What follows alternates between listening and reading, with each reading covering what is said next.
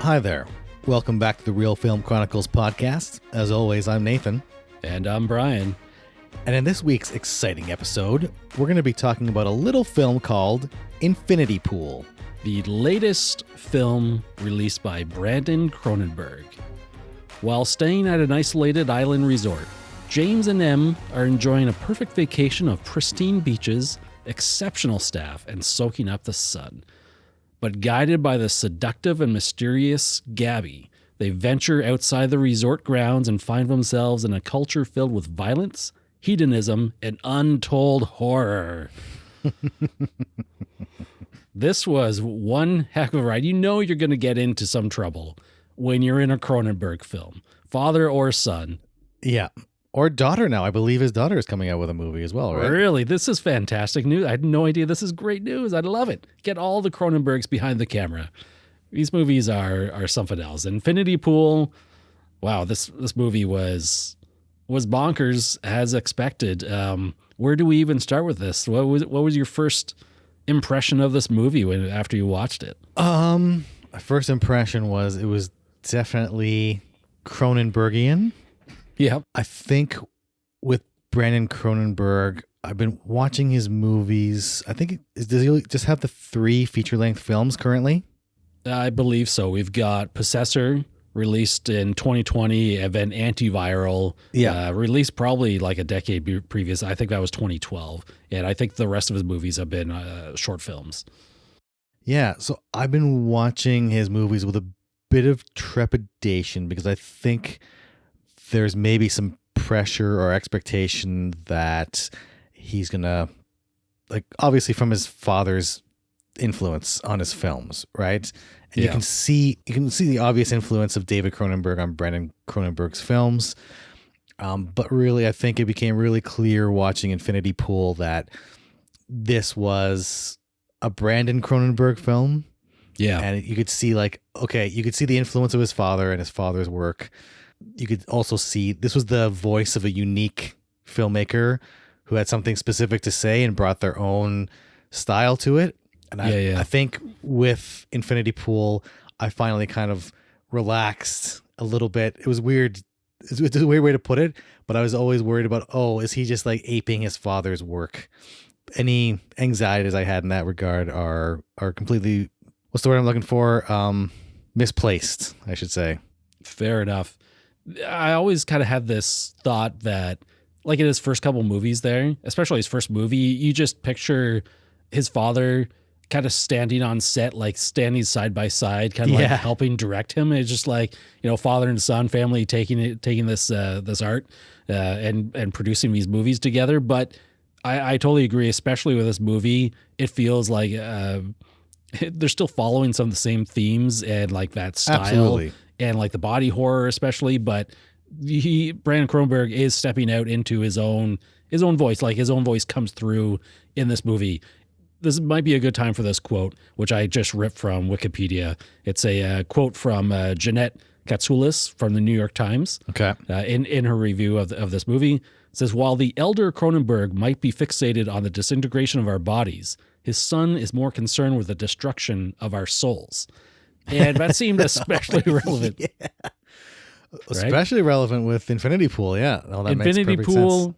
And I think Possessor, which really like had that absolute breakdown. Like they were doing all their stuff with their minds and they had complete breakdowns. Like, that put it into a bit of a nice light that there is a differentiation here between the elder and the younger Cronenberg.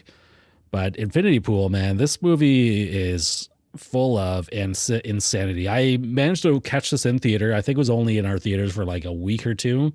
We went to check this out, and it was kind of funny because as we're settling in, this group of younger, maybe like late teenagers, early 20-somethings, I think they were like college students, came in, and there's probably like 9 or 10 of them. And I'm thinking, oh my goodness, like this is going to be a rambunctious crowd. And one of them turns to me and asks just like, what movie is this? Like, what are we about to watch here? I'm like, This is Infinity Pool. He's like, oh, we're in the wrong theater. And so they all back out. And I think it was kind of like a collective sigh of relief because it's like, this is everyone else who's here knows this is going to be a weird movie. There's going to be a lot of awkward moments, and there are definitely a lot of those moments, different scenes in the movie where you're like, this is uncomfortable. Like, I can't watch this like with my family. You know what I mean? It's just like, let alone with a bunch of strangers. But I really felt like we were all on the same page. The theater picked up on a lot of the humorous beats throughout the movie because there was quite a bit of comedy. This I felt dark humor. I think it's right? dark. Yeah, it's fair to put out there. It is dark humor. And so it was a pretty good crowd. And when the awkward things were happening, like the beach, how do we call it? You know what? This is a rated M for mature podcast. It's the hand job scene. You can still feel the crowd. It's just like, yeah, we all know this is awkward. But we're all adults here. This is fine. We're watching cinema right now. Absolutely. There were still some scenes.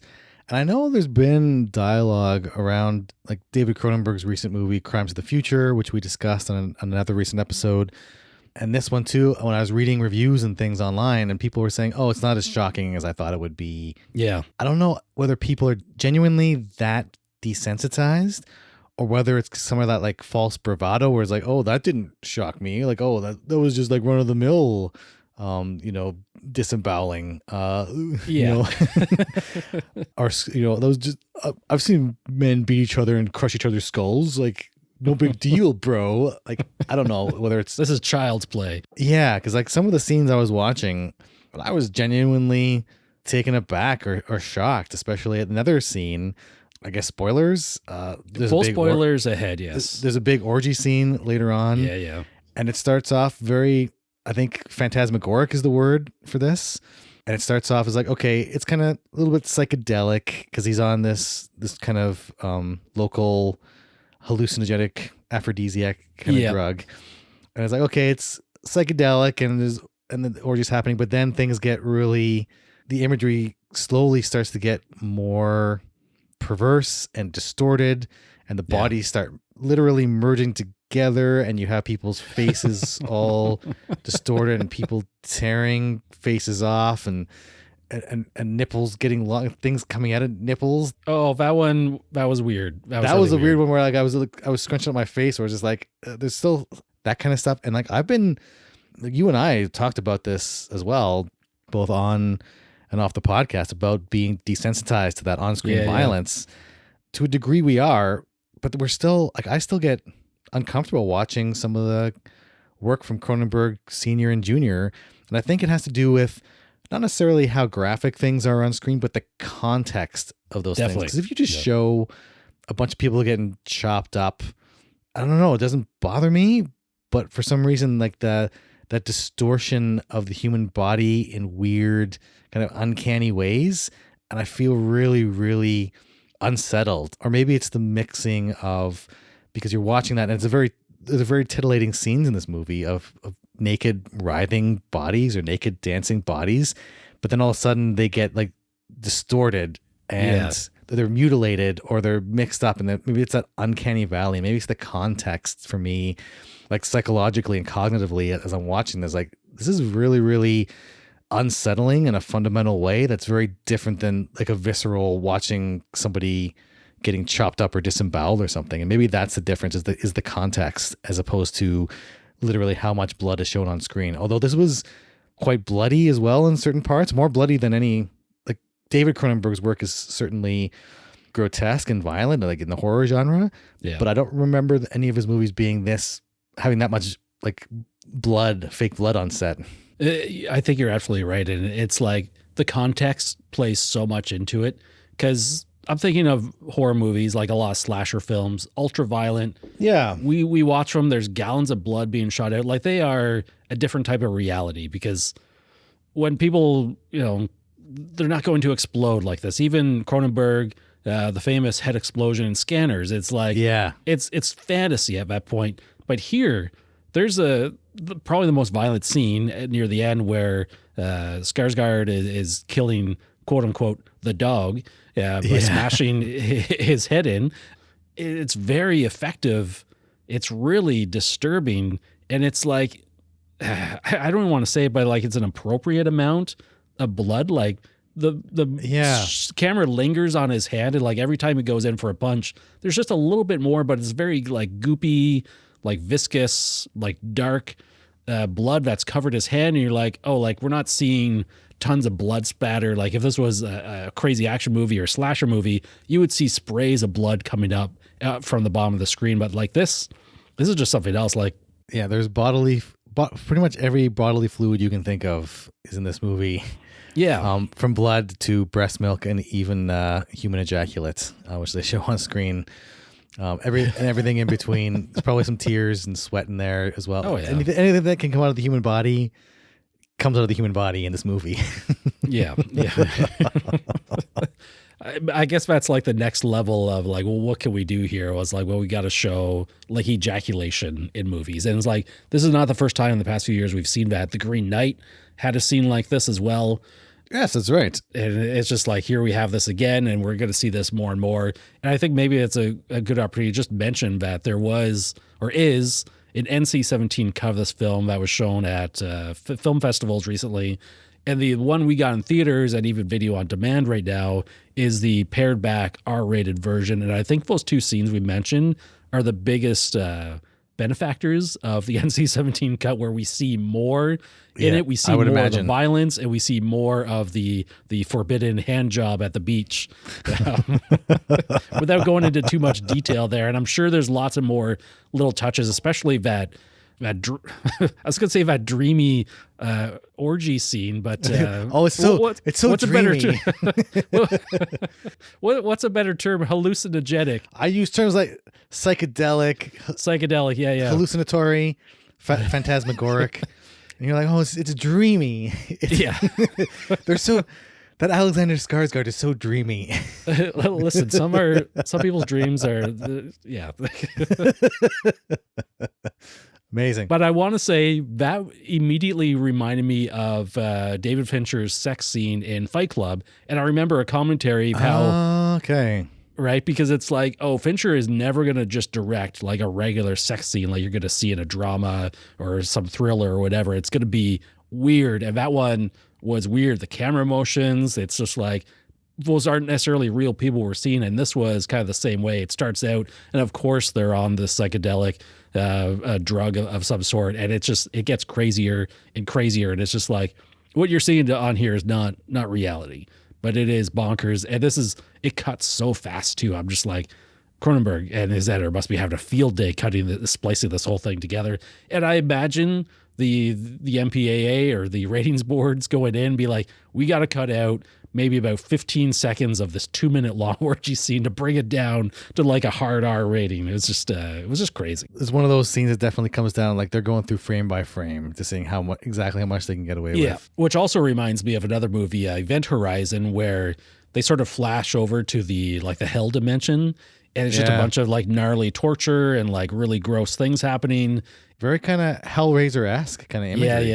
Yeah. It's just like people will take the, their DVD or Blu-ray, whatever, and like just slow that down, like cut out each scene. And it's just like, I think even Event Horizon, they had to cut a ton of stuff out of that montage to get them down. And all like people want to see the original gnarly versions of those. I was reading that. I think you had sent me the article about Event Horizon and that the long lost footage, the alternate cut that apparently was stored improperly and degraded, so we'll never see the true vision of Event Horizon, and that's one of the things that keeps me up at night. It's true. I need to see more visions of that hell. I just really want to know. Like, who was the director? Was that Paul Thomas Anderson? No, wait. I want to say Paul W.S. Anderson, because Paul W.S. Anderson, right? Yeah. Is it Paul Thomas Anderson who does a little more maybe upscale films? And I always get those upscale. Yeah, I know that's one of the topics I think we always kind of dance around. You're really big into horror, and I have my toes dipped into horror a little bit more than maybe mainstream audiences, and I think there's still that urge maybe, or the tendency rather, to really disregard horror as a legitimate genre and see it more as, it's sleazy B movie schlock, as opposed to I think there's a term now, elevated horror, that I think a lot of people will balk. Like a lot of horror Yeah. fans will turn their nose up at because it's implying that disparity, and there's, who gets to decide what's important horror and what's not. Yeah. Like, is sleepaway camp not important horror? What's important horror? It has to be hereditary. It has to be like a deep discussion of, man's soul, or can it be just entertaining, like the equivalent of Top Gun Maverick, right? Where it's still a great movie, has some themes, but it's not like, earth shattering in that way. So yeah, maybe there's a discussion to be had, because I think Brandon Cronenberg's films, and Infinity Pool specifically, it's dealing with, really important themes. And it's really, I think we keep using this term, especially for movies we really like richly layered thematically. There's so much going on beyond the surface, or like he's telling a story to explore these bigger, kind of more important ideas.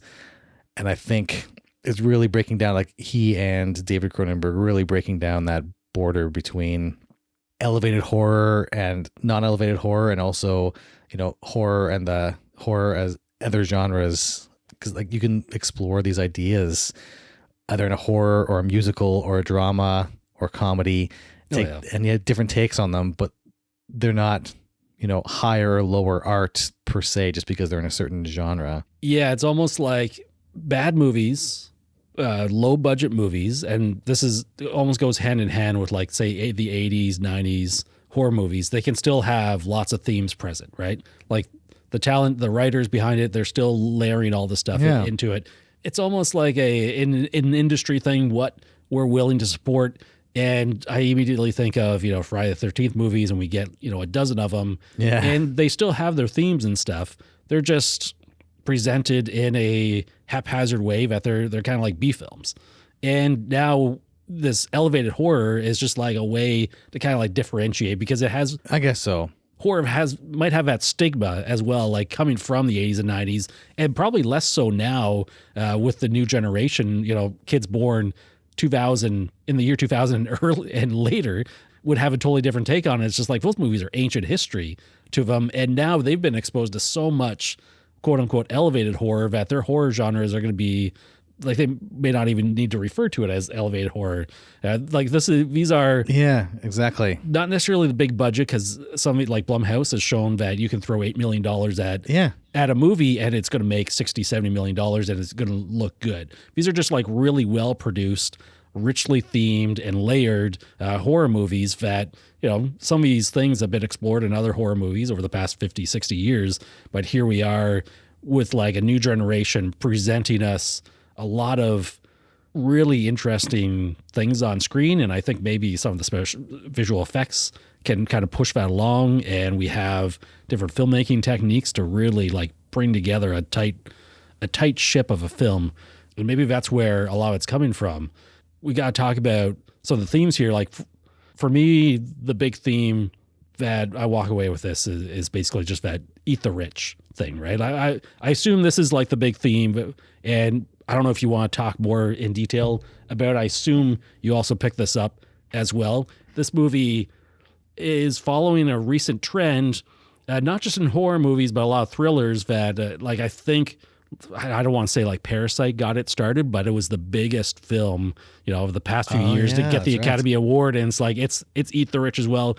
Triangle of Sadness is another movie that came out last year that kind of follows a similar structure, a little more comedy and a bit of like gross out stuff going on. Not necessarily horror, but Cronenberg take on Eat the Rich. I mean, this is going to be really interesting stuff. Literally, going on here, right? Like this is probably like, I wasn't like too into Triangle of Sadness, but this one with similar themes, yeah, I'm into this quite a bit more. Like this presentation. It really reminded me too recently of Glass Onion. I think thematically it fits in with that, and to an extent, Knives Out as well, right? I saw that comment that Knives Out, I mean, like you could say Daniel Craig's character, the detective, is kind of like the average person, and all these rich people are caricatures of different political systems and whatnot, and political and social systems, yeah. Yeah, and it's just like, oh, I don't think I actually saw that at first, but now that they mention it, it's like, that's a really Man, Knives Out is so good. And Glass Onion, amazing movies. No, absolutely, 100%. But I thought of those two, yeah, thematically. And I think it's something important, right? I mean, this is, yeah, it's kind of a savage takedown of the tourism industry. Oh, yeah. Specifically, Trivago can't be happy about this one. All the resorts, right? You look at one of the big themes in terms of, I think it was exploring specifically like ideas of privilege and power, specifically through that lens of the tourist industry and looking at that as a metaphor for larger structures of power and specifically exploitation. Because you see when, was it James? Is that the Alexander Skarsgård's? Yeah, James Foster is Alexander Skarsgård. James Foster, yeah. Foster, obviously, David Foster Wallace, American novelist, which there was actually a movie made about his life starring Jason Segel, actually. Oh, nice. But yeah, so there was themes of power and privilege and exploitation, specifically through the lens of the tourism industry.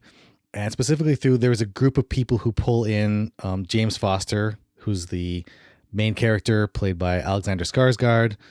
You find out through the course of the movie that they've been very, very naughty at this resort over the years in this fictional country.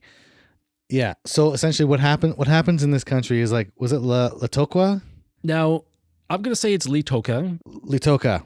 Yeah, it's a fictionalized country, obviously meant to be like Dominican, Caribbean, like Mexico, like all these different resorts, right? That like that kind of resort culture. And just as an aside, the movie was filmed mostly in Hungary and Croatia. Just to give you an idea of like the look amazing. Of the movie right there. Yeah. Man, that's amazing. Like Hungary and Croatia. I want to visit Hungary and Croatia now. That's pretty. Like those are some beautiful shots, like the countryside and whatnot, and the beaches and whatnot. That's awesome. But essentially, what happens in this? It's a very politically and socially conservative country, and a lot of the penalties for any infractions of the law are you get put to death. Yeah. So essentially anything like what happens with James, he's driving late at night after they all go out and party, lights on the car aren't working properly, accidentally hits and kills this farmer. They all get in trouble, get down to the police station and say like, yeah, in our country, in our culture, if you kill someone, then their family, in this case, his son, gets to, by legal right, he gets to kill the person who killed his father. But he said specifically, I think for diplomats and tourists, if you have enough money, they have this process or procedure. They call it, I think, it's like a cultural tradition, the doubling. Yeah. And essentially it's a cloning process where if you have enough money and you break the law, you kill someone, or what was the other one? Like murder, rape, all these big crimes, the big ones, you get killed for them. But if you have enough money, you can pay to go through the doubling procedure, and you can have your double be killed in your place. With the catch is you have to be present to watch the execution happen. Yeah, it's a I shouldn't say public execution, but like there is a gallery of people and you have to be there. The family of the victims, yeah. Yeah. If there are any families surviving. But what happened, it comes out that James and his wife M, played by, that is Cleopatra Coleman. Cleopatra Coleman, yes. They're kind of pulled in with this this other couple played by Mia Goth and who's the other gentleman's name? Jaleel Lesbert. And it turns out that they and a group of their friends have actually been coming to this resort for many years and behaving very naughty, getting all kinds of trouble because they realize that, it's consequence free. I can do this. I can create a double and they can die in my place.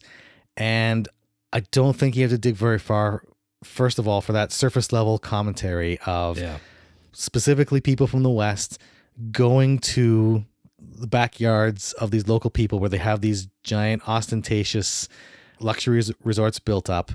And there's a certain exploitation of that country's infrastructure to support this that you don't see on the back end of the social and economic impacts of having these giant luxury hotels put up in these places.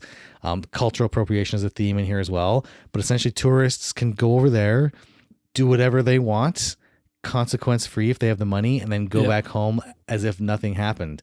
It's a stunning indictment on specifically the kind of 1%ers or 0.1%ers, but I think on Western society as a whole. And, you know, you look at, oh yeah, our nice family vacation is built on the backs of, you know, exploitation of these countries in a very literal and direct way, from the taking up valuable land to the, you know, exploiting their workforce to, and there's a theme of cultural appropriation to the whole thing, where there's like a Chinese restaurant where people who are obviously not Asian dressed in some very uncomfortable ways.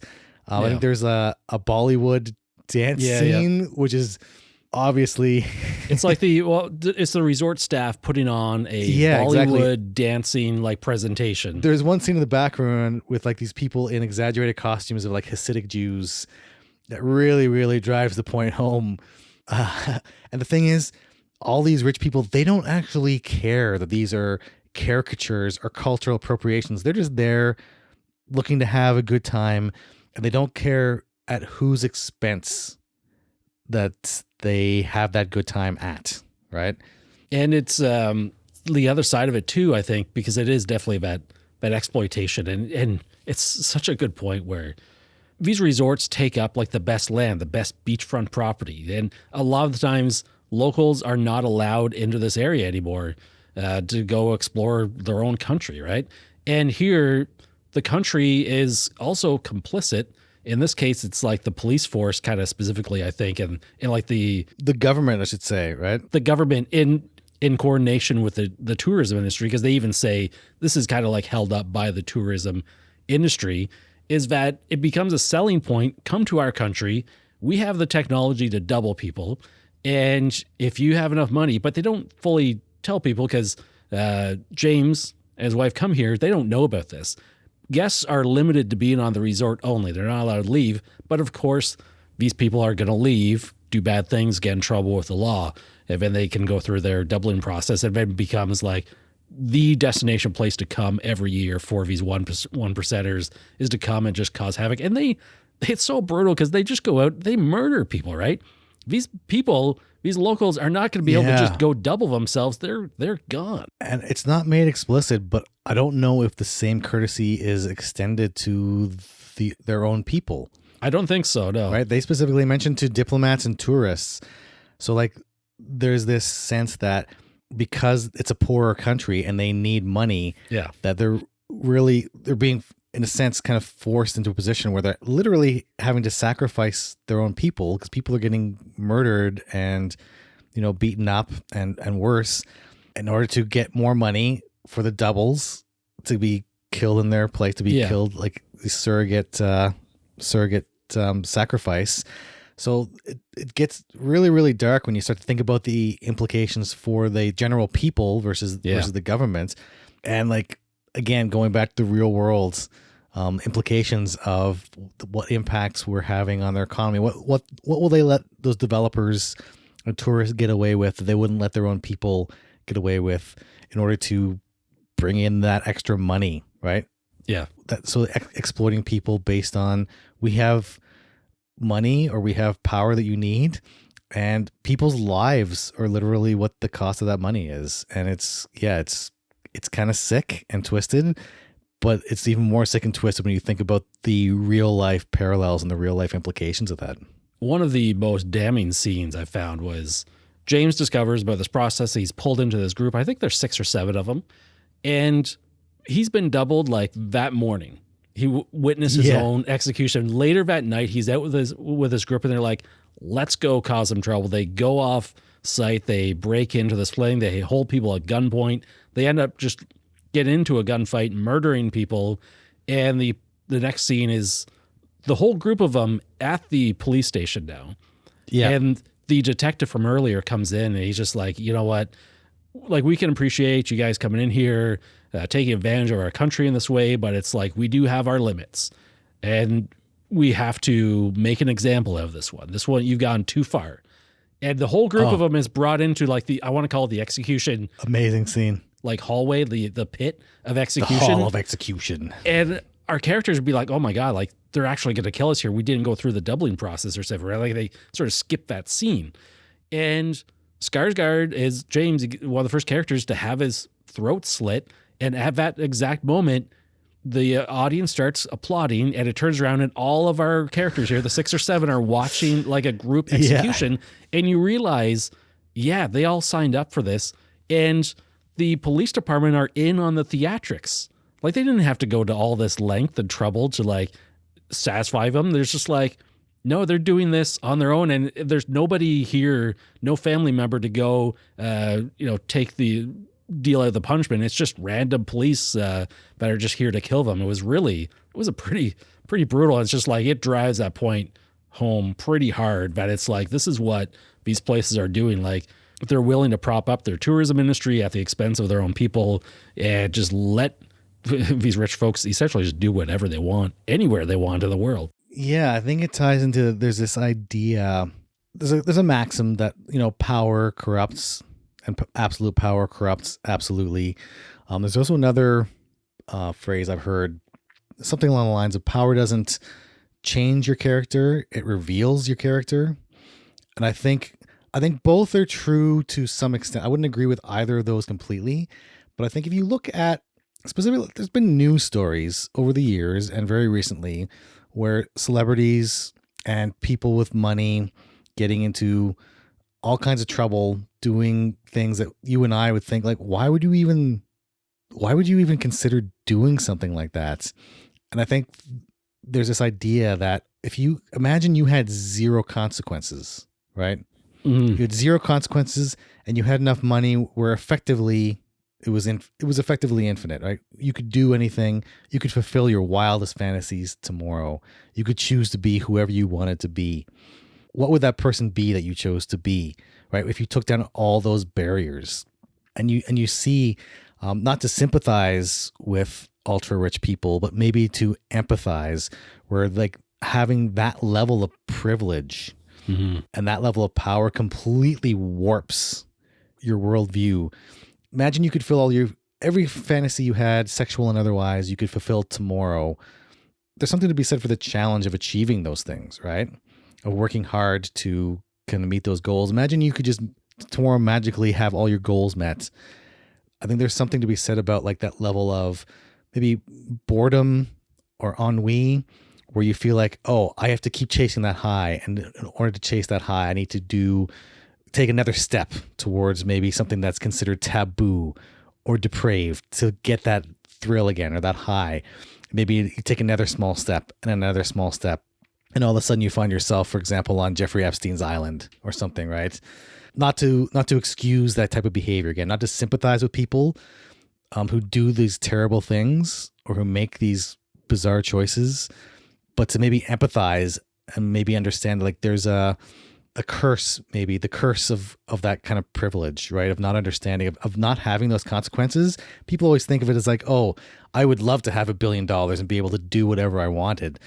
But really, you probably don't want that, right? Because without that context of consequence, I think there's more of a temptation to be our worst selves or to keep trying to chase that high. It's almost like you look at somebody who's an addict and you get not desensitized to drugs, but you build up a tolerance. You build up a tolerance to that. So imagine that, like, I think in this movie specifically in Infinity Pool, it's almost as if this group of tourists, these rich tourists, have built up like they have like a very high moral tolerance where they've done all these things and they've gotten away with it consequence free. So why not take the next step? Why not go further down this road? And I think that morality is something you see James wrestling with through the movie. You see he goes down that dark road, obviously, but even by the end of the movie, you can see it's affected him in a way that it doesn't seem to have affected his other group of orgy buddies from his tourist group there. And yeah, I think it's really interesting to look at how privilege and power can really distort your worldview and your perception and your morality without that context. I think consequences, not to say that we need consequences, that people, if no one was looking, that we'd all be murderers and thieves. I don't think morality is that simple, but I think there's a component where consequences they give guideposts, right? You have like, this is socially acceptable, and it provides a context that's important, not the entire basis of morality, but I think it's an important component, I think, as Infinity Pool points out here. I think, I'm not sure if you hinted at, but essentially, like, James here has a couple of his toes still in those moral guidelines, right? Like, he's curious. Yeah. He's fascinated by this. He hides his own passport so he doesn't have to leave right away, because his wife is like, we are piecing out right now. But he manages to stay a little longer, but he's all into the drugs and the sex and the orgies. And Mia Goth. Yeah. I can't blame him. She has become like the horror it girl in the past couple of years. I think this movie really, like, I don't know, like, everyone watching this movie must be in love with Mia Goth at this point. Like, how could you not be? She's a pretty amazing actor, and just, yeah, I don't know. She's one of those actors, like, everything she does, I've seen her do, is like, she's making these really interesting character choices, and her and Alexander Skarsgård, they are in this like 100%. I will say that, like, this movie would not have worked without actors who are willing to put everything on the line. And like Mia Goth and Alexander Skarsgård in particular, but all the main cast, you could tell, like, they were 100% invested. They were given 100% in everything here. Without a doubt. Mia Goth is like the newest or the latest like horror icon and everything she's doing right now. I mean, coming out with the X of Ben Pearl, and there's another follow-up to that series, Maxine, coming out this year, I believe. She's on top of the world right now, and she does really good in this movie. Oh yeah, I forgot what I was trying to say originally, so I'll move on to Mia Goth will do that. Yeah, there was something about toes in the water there. Morality. He still has a moral code. Like, when you can see when the first clone of his gets murdered, you can see his look on his face, like, oh, he's just like across that. It's like, oh, I see what can happen. I can now get away with anything. But then when he actually tries it with a group of people, you can see him. He's having trouble integrating. He's having trouble kind of shedding his moral compass. It's after they trick him into capturing. They paid for an extra clone of him, and they thought they were capturing the police officer or whatever who kept bringing them in. He thought that, and he ends up like beating the crap out of this guy and peeing on him. Yeah. And then they take off the hood, and it's a clone of himself, and he sees himself that he's been abusing himself, and he runs out. It's too much for him to take. He runs out, and he goes back to his apartment. That's when it shows that he actually hid the passport. It wasn't lost, so that he could stay and try out this new, party with his new buddies. But you can still see, like, even when he's given the gun, when they break into that police officer's house or the official's house to start trying to steal his medal, they give him the gun, but you can see, like, he's not willing to shoot anybody, right? Yeah. He's never, like, Mia Goth's character there, she tells him, like, yeah, you never held a gun before, or something to that effect. And like, he's going down that path. He thinks he wants to be part of that group, but he's not quite there yet. He still does have a moral compass somewhere deep inside of him. And so essentially it is important to also throw out the context that he doesn't come from the rich background. He married rich. His wife is the rich one. He is a failed writer who presumably hasn't done anything for 6 years, right? Not presumably, it's explicitly stated. He wrote one book to middling reviews. Yeah. And then 6 years he's done nothing. He's still rich enough to A, go to this really fancy resort, and B, pay to have multiple clones made of him. Yeah, because his wife is footing the bill. And even when they do the extension, I think they ask us, like, oh, what name are we going to be charging this to? And it's just like, it's his wife's name. Like, she's footing the bill. And it's revealed later on, after the reveal that he was beating up himself and peeing on himself, they're like another clone of himself. Now he's done. He's trying to leave. He gets his passport, and he's on the shuttle going to the airport. And the gang of Well, I don't even know what we call them here. Tourists. If it was Glass Onion, these would be the shitheads. That's right. Yeah. And so they come and they basically stop the bus and they pull him off. And now they're walking him back, making him walk in front of the cars. And this is one of the best scenes of the movie is Mia Goth laying down on the hood of like this vehicle. And they're all like these retro vehicles. They're gorgeous. She's got a bucket of chicken on one side. She's got a gun in her hand. And a gun on the thing, and she's got a glass of wine in the other, and she's just berating James here and said, "Yeah, this is like you're not really one of us. We were trying to find a sad sack to basically play with, and you were it." He was part of their games. Yeah, and he was never going to be part of it. And it's like, that it was a clue that his morality was still being held somewhat intact. Like those toes were still in the morality pool. He wasn't going to go fully in because he's not one of them. Like he still has that background. Interesting commentary on The Rich too, as an aside before you go on, is like, yeah, these are people, when you get to that point where your morality is so warped, where your consequences are zero, they will eat each other too. You'll do anything to anybody at a certain point, right? When you cross those lines, they don't care about if you're rich or poor, if it's amusing to these kind of people, and some of these people exist in real life. They will eat their own kind as well, right? Yeah, probably one of the funniest lines, and I wish I wrote it down exactly. Is it basically telling James like what a dummy he is. I mean, he is kind of a dummy. I mean, when you're driving down the road in the night and your lights on your car start going out, he doesn't hit the brakes and pull over. He's going full tilt still.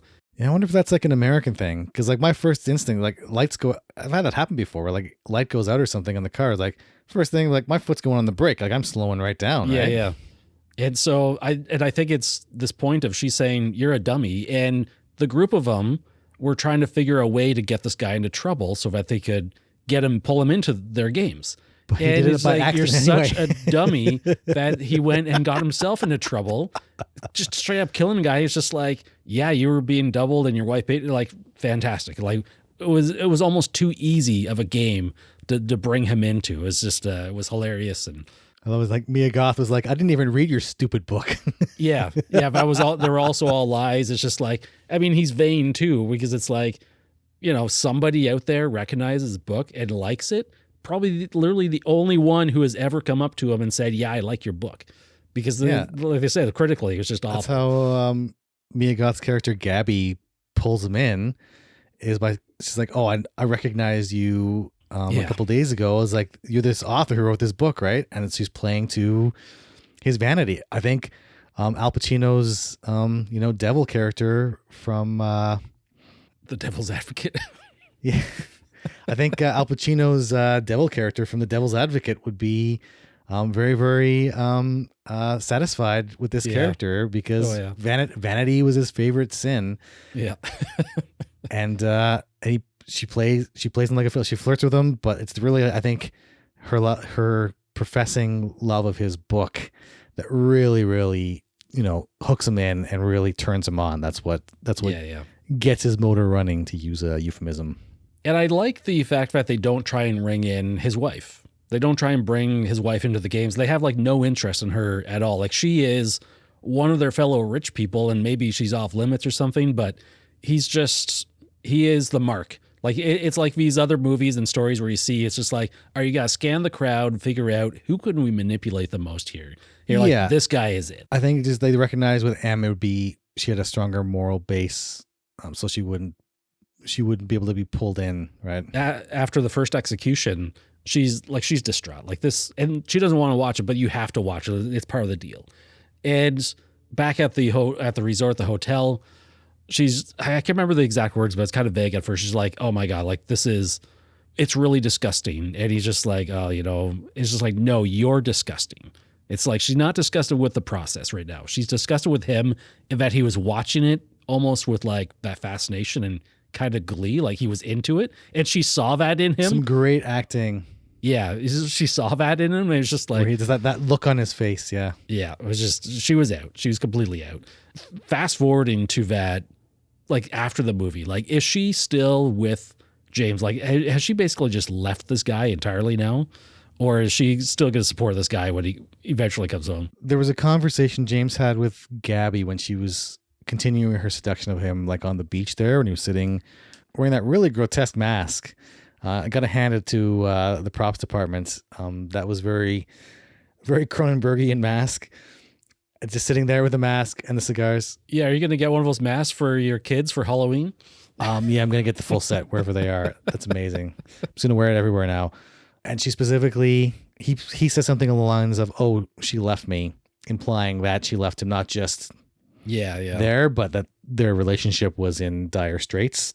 That ties into another theme as well, or that Brandon Cronenberg was diving into, whether intentionally or unintentionally, was that idea of like constructions of masculinity and toxic masculinity, maybe, where Mia Goth specifically says to James something along the lines of like, women like M will, create or train men to be subservient and weak. And it takes some time to like, get them to retrain them to be, masculine, to be men again. Right. And I think there's a common thread now. There's like men's rights advocates and really kind of misogynistic swaths online. They see changes and progress in how men are encouraged to, talk about their feelings and, look for help in terms of, there was a congressman recently who made the news because he checked himself in the States for clinical depression. And you see some people deriding him for being weak and some people like, yeah, it's okay. You need to admit when you need help. Right. But there's this really weird strain in this toxic masculinity online where like they blame women for breeding, weak men. And she mirrors that language almost exactly. You see these exact kind of gross, disgusting conversations online, constructing masculinity in a very certain way, very old fashioned, maybe 1950s kind of way, of like men being dominant and being, physically strong and not taking any crap from anybody, not being willing to compromise, not acknowledging their emotions. And that's how they define strength. And Mia Goth's character is really playing into that kind of sense of toxic masculinity. And it brings up all kinds of questions about how do we construct, like, what does it mean to be a man? What does masculine mean? And I think that playing with discussions of sexuality and identity, those are common themes throughout Infinity Pool, but also throughout Brandon Cronenberg and David Cronenberg's work in general, right? So I think it really ties, that rug really pulls the room together. Well said.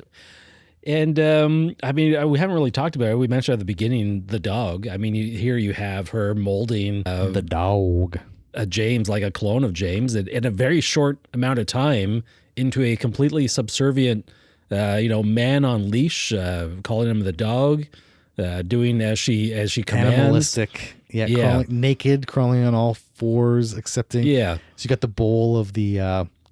It's burning almost like incense, but that hallucinogenic drug. From the locals. It goes back to like cultural appropriation again. It's like this is a drug that they says is used specifically for cultural and religious ceremonies, and they use it to get high and have orgies. Yeah, and the dog is like taking huge whiffs and like he's ready to go kill like the quote unquote real James, because that's another philosophical question that's raised in the movie literally, but it had me thinking the whole time. It's like question of identity. You're doubled. Who is the real you? And one of the guys asked James, just like, so do you think you're the double or was the double killed? And everyone else is like, oh, it doesn't matter. Don't think about it, right? It's just dismissing that. But it's definitely something that gets me thinking afterwards. Just like in all these cloning movies, like who is the real person?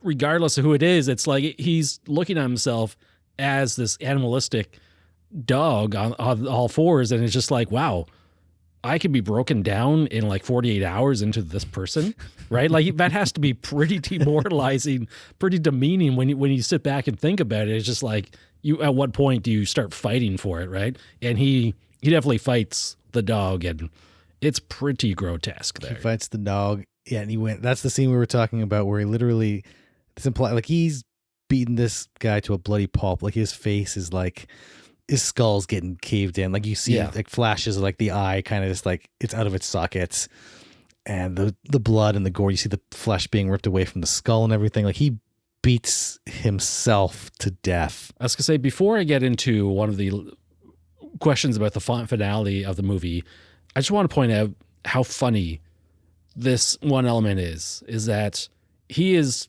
packing up to go home. And one of the things we didn't mention before, but every time your clone is killed, you get an urn with its ashes in it. And so he's packing up his overhead view of his suitcase. He's fitting all 3 urns, and they're pretty decent size, into a suitcase, and like taking care to wrap them up in clothing and stuff. Like, this is your souvenir. Like, when I travel, I buy fridge magnets. Okay. Right. I'll just buy fridge. I'll go to a local tourist shop, buy a cheap looking magnet, put it up on my fridge when I get home as a token. These people are coming home with urns of people. When they, where do they put that over their mantle? It's like, who's in there? Is this like some family relative? Sort of.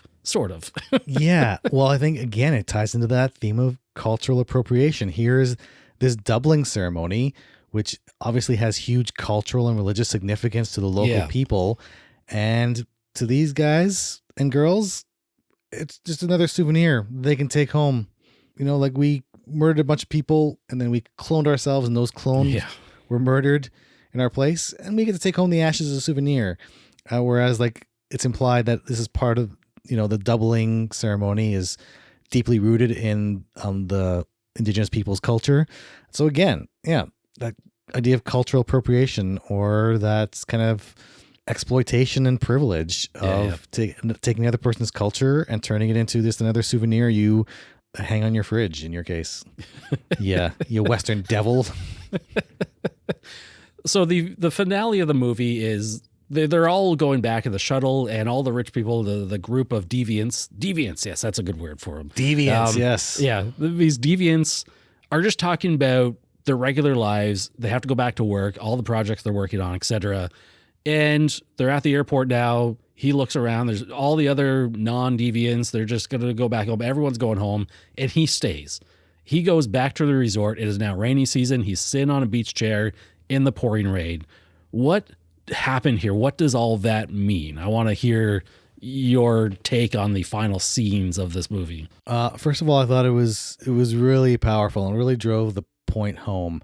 You see Alexander Skarsgård sitting at the back of the bus, and you can see the events, even though like, yeah, he was dipping his toes into that depravity, and he killed the guy or killed multiple people. He was in the orgy, being unfaithful to his wife and all this stuff.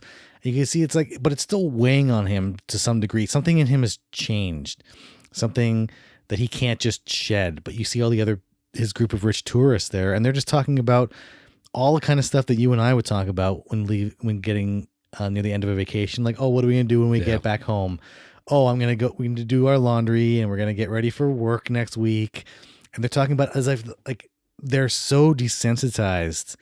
It's become so normal for them to exploit and murder and steal, etc., that it's another holiday for them. And they go back home. And that scene when Alexander Skarsgård, James, is sitting in the airport and he's looking at all these different people. I think the idea wasn't that they weren't depraved. The idea was looking around, like all of these people who seem like normal, everyday people in the real world back home. Which of them is also depraved enough, like when they're on vacation and all of a sudden it's like, oh, you're going to a less wealthy country, and that amount of privilege and power shifts, and all of a sudden you can do things here and get away with things that you couldn't do and get away with back home. How many of those people that he's looking at that seem innocuous, that seem mundane, how many of them are going to do the exact same depraved, morally reprehensible things that he and his friends were doing? Looking around, you can't tell, right? You don't know. It would be so great if you could just look at somebody and say, oh, that guy is a murderer, but you can't look at somebody and see that. So looking around, he's looking at people and seeing for the first time, like, oh, any one of these people could be the murderer, thief, rapist, just waiting for the opportunity to have the consequence-free environment or have the privilege and power to act on their own worst impulses. I think it was really, really haunting to me. And he goes back to the hotel, I think partially because there's a couple things I think commenting. One is like, sometimes when you go on vacation and you go to a certain place and you feel like, oh, I never want to go back again. Yeah. And there's a play on that. It's like, oh, the culture or whatever affects you so deeply. Oh, and I think there's an episode of like, I think How I Met Your Mother, or I think Robin comes back and she's still wearing the dreads and everything. And and she won't let go of like the island culture or whatever. It's like all laid back and everything. But I think there's an aspect of that. But also I think you see this has affected him so deeply. The events of the past, couple of weeks have affected him so deeply and so fundamentally. It's changed his worldview where he's half in that world of moral depravity and still half in that world of like, oh, his moral compass isn't completely out of whack yet. And he feels like he can't go back to civilized society, though. Something fundamentally about him has changed where he doesn't fit in there. He doesn't fit in necessarily with the locals on the island. And so he's caught in this kind of weird purgatory, both literal and moral purgatory, where he's in. He doesn't feel like doesn't belong in any of these worlds now. It's a very, very haunting, powerful ending, I thought. I couldn't have said any better myself. I think that was really, a really good take on the ending there. I'll just throw out. Put that on a fridge magnet, Brian. Yeah, it'll be a big one. We'll print that out, sell it on the Real Film Chronicles storefront. We'll be ready to buy some magnets soon. I just have one thing to say because I can't add any more actual context to the. I have one other thing to say as well before we get into ratings. For the ending, the literal optimistic person in me, sometimes, he comes out, and I am hoping that James is able to take this experience and use this inspiration to write one hell of a book and be successful with a story of this community, of this craziness into a best-selling novel, and he'll get some of his fame and he'll get his rise, maybe not into the full rich like this group of deviants is, but he'll get a taste of that on his own, earning it himself instead of just like marrying into it. I'm hoping that he makes atones in this culture by staying there and integrating with their society better, understanding them more so, and maybe helping in some way. That's the optimistic view I have of him staying back, but that's probably a misread. You're also forgetting he did kill a man in his car. He pulled a Matthew Broderick. He should be in jail. Well, he did. And in this country, he shouldn't be in jail. He should be murdered, and he was murdered in a way. His clone was murdered, but he may still feel guilt for that and still feel, I'm going to stay here and like serve out like another form of sentence because their judicial system. Maybe you're thinking he has a sense, he wants to fulfill some kind of sense of atonement for these people. That's interesting. You are more hopeful than I am. Yeah. You are a lot less cynical. Because in one of his final, he gets shot in the leg and he's passed out. One of his final drug-fueled dreams is the little boy of the man he killed, who killed his clone, basically coming over to strangle him. It's just like, obviously he's still feeling a lot of guilt there. Well, I should say obviously. That's how I took it. He still felt guilt that this kid. 100%. Also, that kid, the casting for that kid Yeah. was bang on. Hopefully that kid gets a career. He needs to get a good agent, because like that kid, he nailed, like he was super creepy in that dream sequence. And like, just like the intensity when he was like stabbing and essentially to the point of disemboweling. Oh, yeah. Oh, it's so gnarly. James's clone, or James himself, we may never know. It was just like, you could see the look on his face, like, yeah, like this is a little kid doing an adult thing.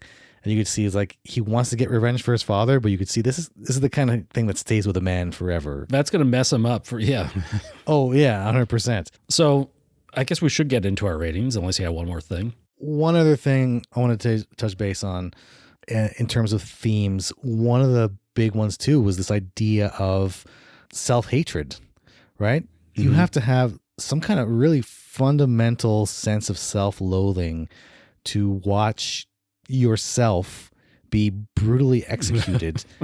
And as James does the first time, not only not feel remorse or empathy, but have a sense of like, have a light bulb go off in his head. Like, oh, Yeah. I understand. I got an inkling of, I understand what this means. Or like that scene where all the rich people are clapping. I think there's a sense of, especially with the James character, there's a sense of self-loathing and self-hatred where it's almost like this act of, literally watching yourself get brutalized and brutally murdered. And maybe even in the context of that last scene, like you were talking about, maybe it was metaphorical where certain parts of him were getting killed off. Maybe the worst parts of him in Brian's hopeful reading, maybe he was watching, bits of him, all the worst parts of him were getting killed off. And what we see at the end is a more pure version. For Brian, for me, it's a broken man stuck in a moral purgatory. And for Brian, it's a man with a sense of purpose to atone for the sins of the past.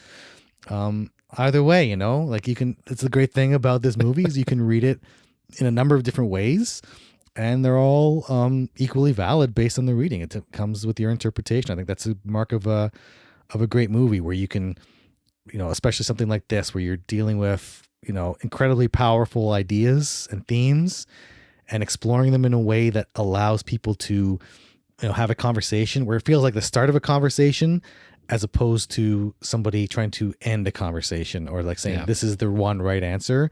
And that's what I really appreciate about not just Infinity Pool, but movies in general, when it feels like, and I think we talked about this with Jordan Peele as well and all his movies, especially Nope, the latest one, where it's, it's about starting these conversations about really important social and cultural issues and not coming in with a finality of, oh, this is the right and only answer. But no, here are some really complex ideas that we as a society have to wrestle with.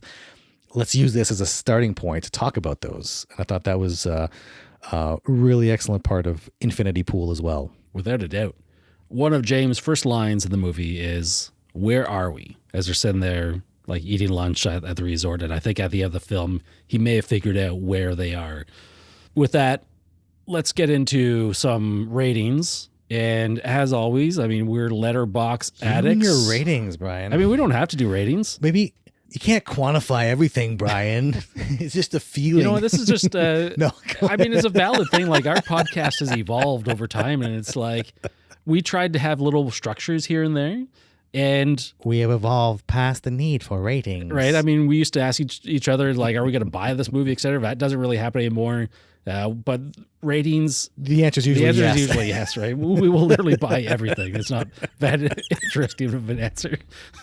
Because we have that privilege. So we use the Letterboxd 5-star system that has a special like to add to that, if you so please.